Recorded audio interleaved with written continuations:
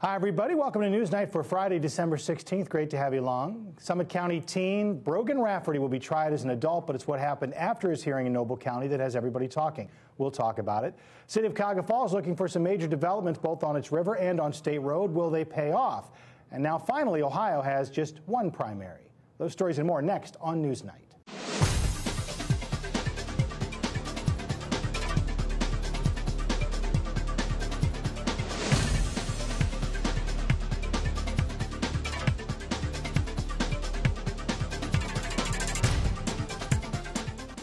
Great to have you along on this Friday evening. Hope you got your holiday shopping done. Some big news, and let's get right to it. Joining us on the panel this week, Phil Trexler from the Akron Beacon-Journal. Great to have with us freelance journalist and contributor Jody Miller.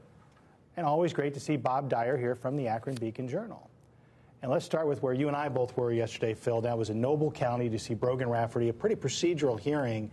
But it's what prosecutors said afterward that really sheds a lot of light. Yeah, you know, we were all down there for a bind-over hearing to try him to see if they would try him as an adult, and it was pretty much a foregone conclusion. It's a mandatory bind-over for juveniles his age to be tried as an adult. But afterwards, you know, we're all scrambling around trying to get interviews, and I got the Noble County prosecutor in the corner and asked him about what we've all been believing, that Brogan Rafferty has been cooperating with the detectives and offering a lot of assistance in their investigation. And in fact, that's what the Noble County prosecutor Clifford Sickler said, that he is cooperating. They expect him to plead guilty, and in exchange for his testimony against the prime suspect, Richard Beasley, who's being held in Akron. Mm-hmm. So I think this is going to happen fast. It's probably one of the reasons why they didn't move jurisdiction back to Summit County, that the teenager is going to eventually plead guilty to some charges in exchange for a lighter sentence, and also with his promise to testify up here against Beasley. Reasonable to think he's the one who told him where the bodies were, the other bodies? Yeah, I mean, we all suspected that. No one, because of a gag order that's in place down there, no one's been talking, but it was pretty obvious that, you know, they find two bodies in one day, and they have this kid in custody.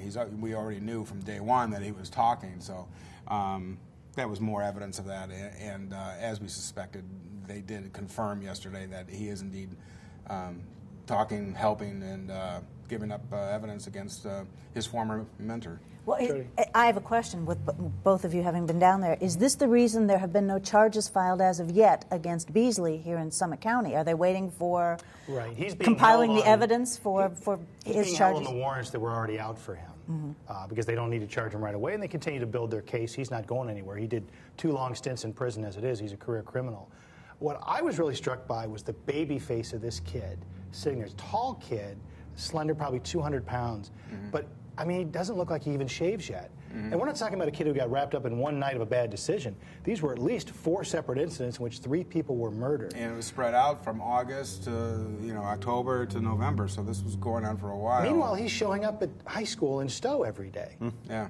I can only imagine what is going through the teachers and the family members and everybody else who interacted with this kid on a daily basis in the Stowe community. I still think it's hard to wrap ourselves around all the details of this Does thing. it speak to the kind of control that Beasley had over him, or the kind of maybe power as a mentor, which, you know, supposedly he was for this young man? I think it speaks to the poor judgment, and we'll just say it, the poor judgment of his mother, allowing him to spend time with a guy who had done 2 long stints in prison for pretty serious crimes. Well, in fairness, he was living with his father, but go ahead. But he was a man of the cloth, remember. This is true. So. Thank you for Chaplain pointing that out. Rich, You yeah. are correct. He did live with both parents, and we don't know the circumstances. Was he mesmerized by this, you know, ex-con? Perhaps. But the fact is that he was doing a lot of the heavy lifting and the grave digging, and, you know, there's some culpability there. And he's certainly, I'm sure, not going to get a slap on the wrist. How did his mentor have any credibility in the church? I mean, he's an ex-con. Somebody had to catch wind of something that was going on. He's mentioned about an affiliation with the chapel. The chapel has come out publicly on WAKR and said he was not employed. He was not officially anything. He may have attended with his family. That's the extent. But he had a connection to the Akron Church, Hope Church, and you know, he was ordained a chaplain, and he was delivering food baskets, and he was, you know, he's running his own halfway house, so to speak. So. Yeah, so I mean, but he was actually he had an ear with the judges in Summit County. He would regularly go there and stand before them on behalf of the defendant, speaking on the defendant's behalf, trying to get a lighter sentence or trying to get these people into rehab. So he was well known among the judges. Several of them have already had to recuse themselves from hearing his case because of their relationship. So let me reframe what I was saying then, pointing at his mother. The adults in his life should have made sure that he was with somebody who really was moving him in the right direction, because this went on for such a period of time. But it wasn't just the parents that were fooled by this guy. You know, ministers in this town were fooled. Judges were fooled by him. They allowed him to come in and speak to him. So it's runs deep. I mean, the guy put on allegedly put on a good facade, and we'll see. We've seen a lot of trials, though. What do you guys think we're going to see with this Beasley case? Because this is bizarre, luring men to the woods with graves already dug. I mean, we've already had national attention. What do you think we're going to see in the courthouse? I was in the newsroom not too long ago when Phil was taping a show for the equivalent of Good Morning Tokyo. So this thing's going to have some legs, and it's going to make a lot of noise, and it's going to be probably a circus. Yeah, I would be curious to see if, in fact, Beasley does not throw himself on the mercy of the court and just plead guilty, whether it goes to trial or not. On the other hand, it may go to trial, and what I would like to see, to be honest, is everybody just do their job, because this could turn into a circus. You know, if lawyers decide to grandstand and do all kinds of things, if he decides to get up there and talk about how wonderful he was as doing the halfway house and providing food and sustenance and guidance for all the people he did. I just hope that everybody, and the media, if the media allows it to turn into a circus. Just the sheer numbers of media are going to make it somewhat of a circus. And also, too, I think you got to remember, while he may want to plead guilty, the prosecutor does not have to accept that plea. And Walsh's office has done that in the past, where they have refused a plea bargain because they feel that the death penalty is appropriate. And in this case, 3 people have been killed, another one seriously wounded. So, a plea may never even come across the table. Walsh's office has pledged to take this as a death penalty case. Apparently Noble County has not had one in 35 years, so that makes it even more appropriate for it to come up here. But I don't expect a plea. I don't think the prosecutors are going to plea with the guy.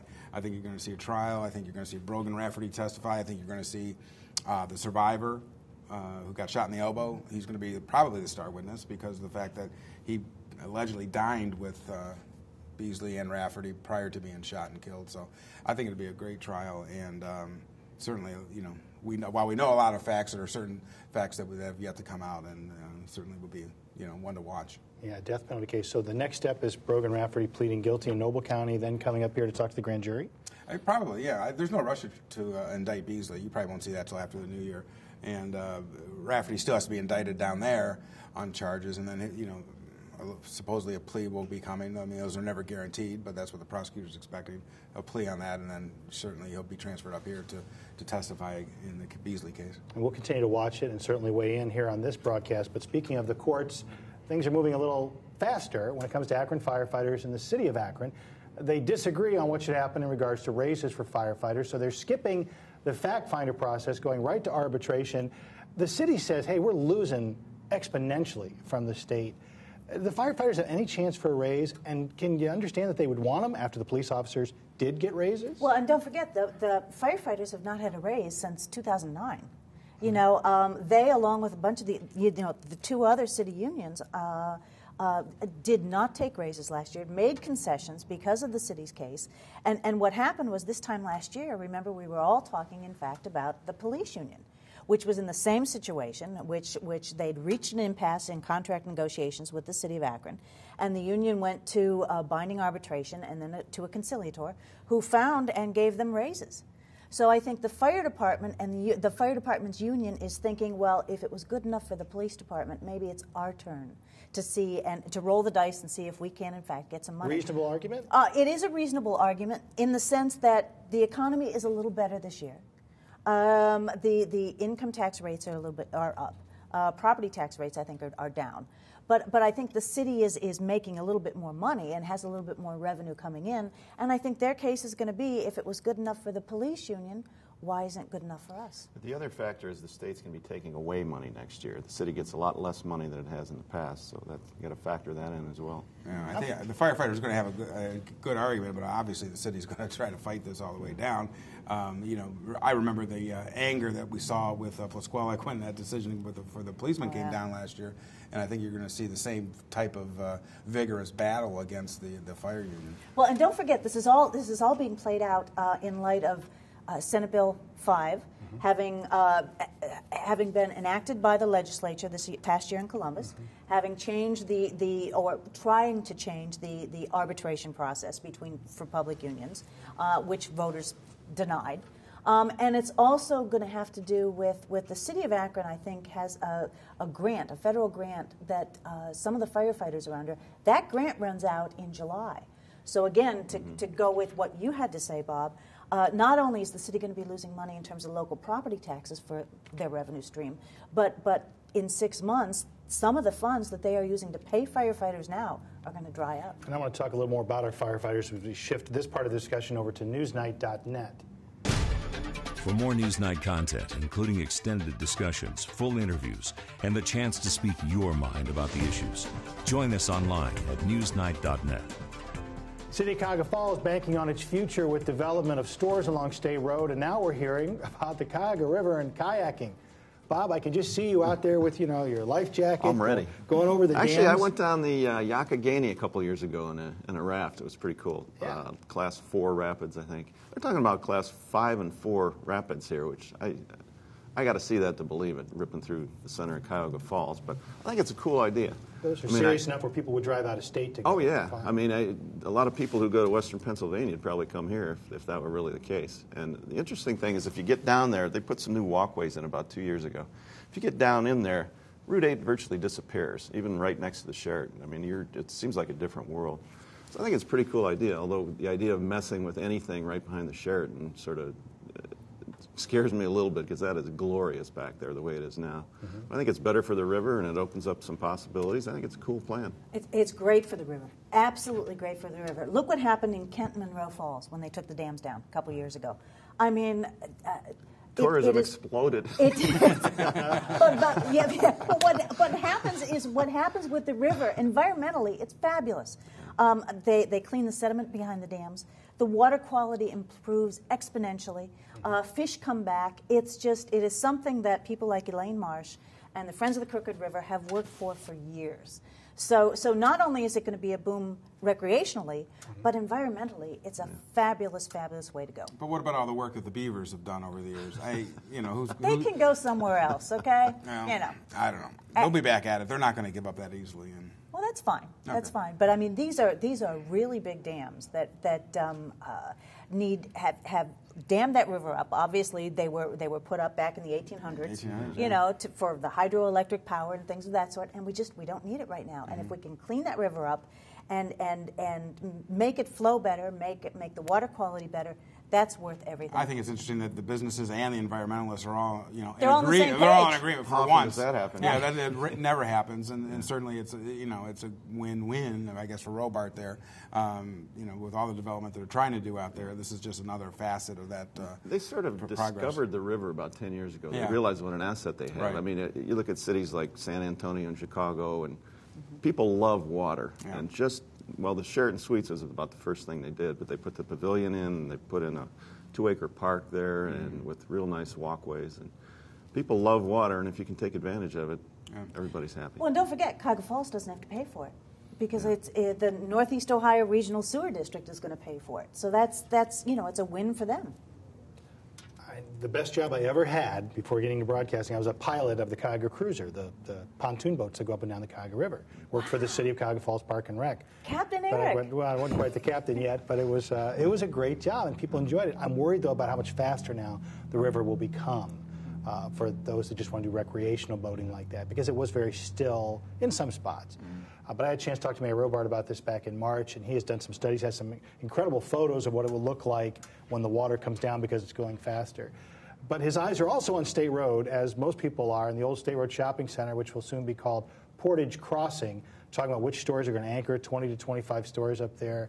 How much of a gamble is this? Because there are plenty of big shopping areas already within driving distance. I wonder whether you're just shifting, one economy to another area. There's just a shifting of money. It's not really development. It's just, someone's going to lose and someone's going to win. And, this has certainly been in the works for a long time. These are tough economic times nationally, obviously, and I think that's what's stalling the project. But, I think you're just shifting jobs and shifting money. Well, it looks like it's going to get off the ground. I mean, we had a story just the other day that said they've signed 3 people and they've interest from 7 others. And I was pretty skeptical, but Stark Enterprises, which is behind it, is a player. I mean, they're behind the Strip in Jackson Township and the shops at Fairlawn, so they know what they're doing. So I think it's workable. Between Montrose, though, and the Chapel Hill Plaza area, which is literally just 2 miles away from there. It'll hurt, definitely. I'm concerned, as Phil says, that we're just shifting people from one shop to the other, and they're going to end up hurting other Summit County businesses. Well, I don't think the folks in the Falls go to Montrose. They probably go to Chapel Hill, but I don't see a lot of that. I just can't think of any big store that we don't already have within driving distance. IKEA, Trader Joe's.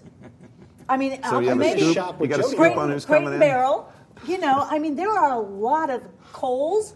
Probass. If we get an IKEA in Cuyahoga Falls, I'll be impressed. There you go. There are a lot. And obviously it's your basic spread the wealth. But I am so impressed. I don't know about you guys, but driving up Portage Trail, and you get to the State Road and Portage Trail, and you look and it's like, oh my gosh. Because for so many years, State Road was going downhill fast.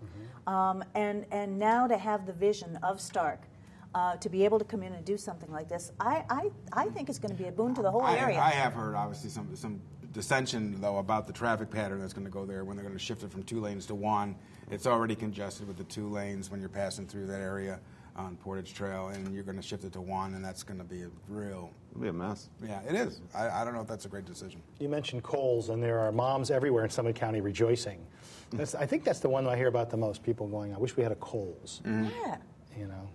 I guess I got to shop with you more, Jody. Oh, well, not that I shop. You couldn't afford it, Aaron. Yeah. That's for sure. Well, we'll see how this development continues, and we'll continue to talk about it in future broadcasts here on NewsNite. On Newsnight.net, we cover a broader range of topics than we can on the air in 27 minutes. Be part of the conversation on our Facebook page and at Newsnight.net.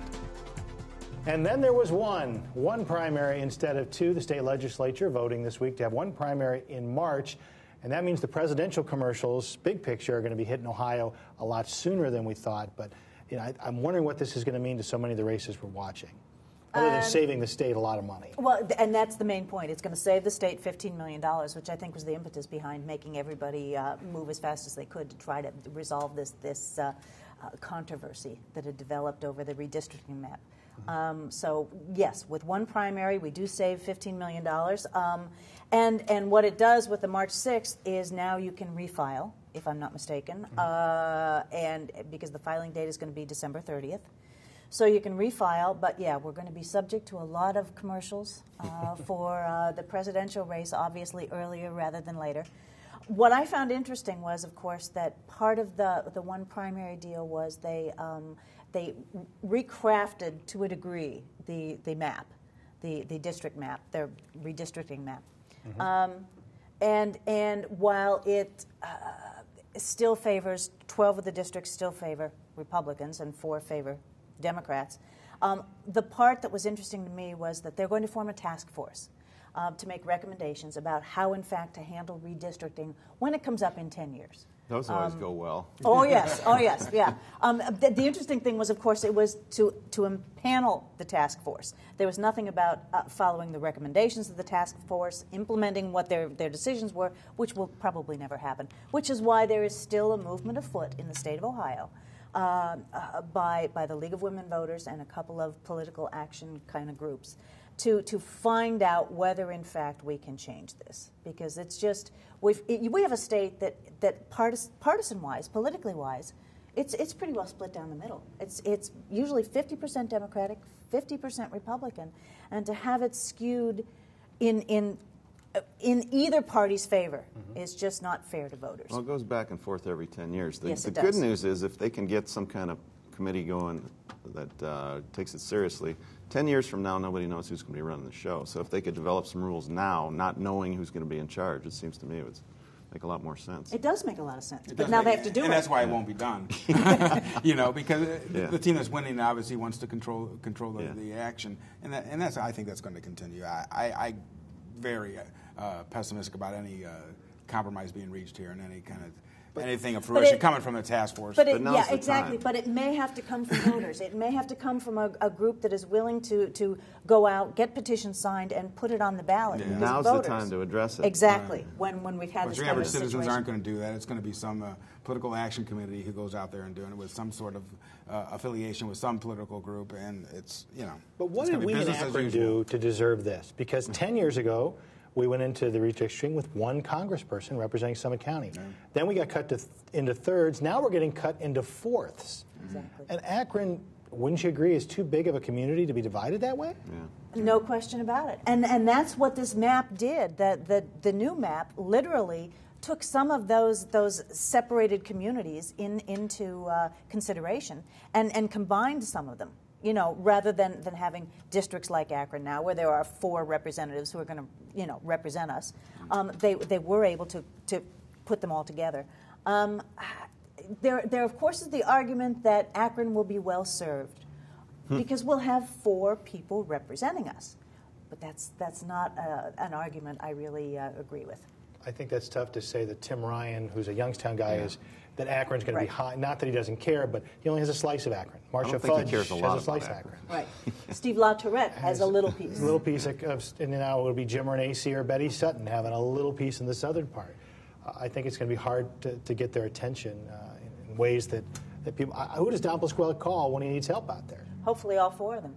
The interesting thing about this, of course, is from our perspective as political media people, is the races that would pit Marcy Kaptur from Toledo against Dennis Kucinich in Cleveland. That'll be a most interesting race, particularly with the redrawn map.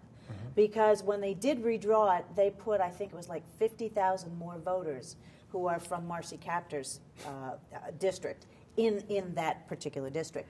The other race that will be interesting is, of course, the Republicans did away with Betty Sutton's district. So the race between her as a 3-term incumbent versus Jim Renacci, who's now finishing up his first term, that will also be an interesting race. How do you put Kucinich and Kaptur, Cleveland and Toledo, and expect them to be represented by this little, Lake Erie surf thing? If you are It's a crazy. Republican and if your redistricting mission is to guarantee that you put pit Democrats against each other, and if you have the Speaker of the House, who happens to be from Ohio, pulling the strings, that's when you end up with a barbell-type district that runs from all along the shores of Lake Erie. Well, as we look at who's going to be in the future Congress, the current Congress turned their eyes this week to Iraq. As the American flag was taken down, we've returned control, honoring the campaign promises, and we're talking just shy of 9 years of American troops fighting in Iraq. Did any of you guys think it would go this long? No, when I we don't got think there? Anybody did. I don't think we hoped it didn't go this long, and thank you for your service. But certainly, it's good news that these guys are coming home for Christmas. You can always debate, and they will be debating throughout history whether they should have gone in the first place. But the fact is, we went and we won, and they're coming home, and I think that they deserve all the accolades that they have coming to them. And I'm certain none of us would want to change places with those guys. But I hope that they are welcome home with the grand parade, and Let's find them jobs. and let's find them jobs. That's Yeah. going to be quite a And challenge. I hope Iraq doesn't fall apart. I mean, Iran's lurking, Yeah. and if it's not very stable there, you don't know what's going to happen in the near future. That would be a real shame. And there's still the Invest issue of that kind Afghanistan, and there's still a lot of guys over there and women over there. But Summit County's price in all of this has been significant. I mean, we've seen reserve units, guard units activated pretty much about every other month for 9 years. Right. And it's not just the disruption in lives, like when you went, what Lisa had to do with the boys, and the fact that you were away from home for that long. But I mean, there are so many Summit County residents who paid the ultimate price, it was heartbreaking from my perspective. It was like there was not a month that didn't go by when somebody who was the best and the brightest of our younger generation didn't make it home because they went to serve this country. And that to me is the tragedy of this war. And I'm thinking of Jim Carney, who became the de facto military reporter for the Beacon, has covered more of this than anybody. I think we all knew our lives were going to change after 9/11. But I just didn't realize that 10 years later we'd still have these conflicts going on, because Saddam was found after 9 months. Yeah. Right. You know, his government was out within a matter of weeks. He was found 9 months later. How is it we were still in Iraq almost 9 years later? We were still looking for those weapons of mass destruction. Well, you can't just up and know. leave either. You need to have a stable government. You went in there for a purpose, to establish a new government, so it takes time to establish that. And I think Do you think it's stable enough? I don't know enough about it to say it is. I hope it is, but things have been unstable there for centuries, and I have no optimism that it will ever be corrected. Well, if you give them deadlines long enough, we do this in this country all the time. We tell people at the end of the year, your food stamps are done, or your unemployment's done. Get ready and make a plan. You know, why we can't do that on a grander scale of a country saying at the end of 2011 we're leaving, get your act together. We will see how that plays out. We have a little over a minute left as we wrap up the show. And Bob, you got something creative you're going to be doing tomorrow. Making my debut as a tuba player. Tubaist? I don't know. Tuba player. Tuba Christmas. 31-year tradition in Akron. It's way cool. Until you've heard it, you can't believe it. There are 450 to 500 tubas at E.J. Thomas Hall. Showtime is noon and 2:30 tomorrow. I'm honking at the first show. But the sound is glorious. You wouldn't expect it if you hadn't heard it, because tubas are that's free. That's the best part. Absolutely. What are you playing? I'm playing a tuba. I don't know what kind. But what song? Come on, Bob. Jingle Bells. I have 7 notes. I know the fingerings. I don't know if I hit the tones. Have you practiced yet, blowing through one of these things? A little bit. Yeah, not enough to be any good, but it'll be good for comic relief. But you can make sound? Oh, yeah. Yeah. Okay. What kind of sound we don't? Yeah, that remains to be seen. Right. But you'll be working with Tucker Jolly, one of the great fabulous names guy, great guys that's over there. He started our version in 1980, and it grew from like 55 people over here at Cascade Plaza to the main hall at E.J. Thomas, 3,000 people a show. I played baritone through high school, so I've done it several times. I'm always amazed at the variety of people that you'll meet there, from all walks of life, men and women. And from 12 years old to 85 years old, on stage. And they all show up that morning, and they have like one rehearsal, and then they do it. Well, and you do it. And there's a long line of people waiting to get inside. It is good. Bob, Jody, Phil, thank you so much for being with us. Thanks for being with us as well. We'll see you next Friday right here for NewsNite. Good night.